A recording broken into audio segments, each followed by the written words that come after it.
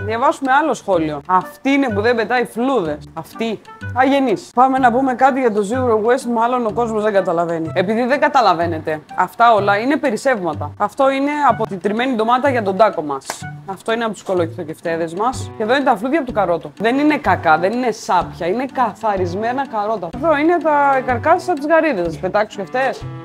Και εδώ είναι τα κοτσάνια από τα αμυρωτικά μας. Αν τα πετάς σαν μάγειρας, δεν κάνεις για μάγειρας. Τι θα κάνουμε αυτά? Θα κάνουμε ζωμό λαχανικών. Πάμε να δούμε πώς θα χρησιμοποιήσουμε τα περισσεύματα. Θα φτάρουμε τα λαχανικά μας. Δεν είναι ότι είναι σάπια ή δεν ξέρω τι θα θεωρήσει ο καθένας. Είναι απλά το πίσω μέρος του κρεμμυδιού που δεν μπορώ να το ξυλοκόψω για τα τηγάνια μου, ας πούμε. Έχει το ξυλαράκι αυτό. Γιατί να το πετάξω. Αλλά ο κόσμος που δεν μαγειρεύει σε επαγγελματική κουζίνα δεν μπορεί να κατανοήσει τι μεγάλος όγκος είναι αυτά τα περισσεύματα. Όταν μιλάμε για 250 κουβέρ την ημέρα, καταλαβαίνετε ότι δεν είναι τόσο η ποσότητα, είναι πολύ πιο μεγάλος όγκος. Εδώ πέρα θα το κάνουμε ζωμό λαχανικών, να δίνουμε γεύση στα φαγητά μας. Και σούπα μπορούμε να κάνουμε με αυτό. Π.χ. προχθές με περισσότερα λαχανικά έκανα σούπα λαχανικών και ήταν το καλωσόρισμα του μαγαζιού στους πελάτες μας.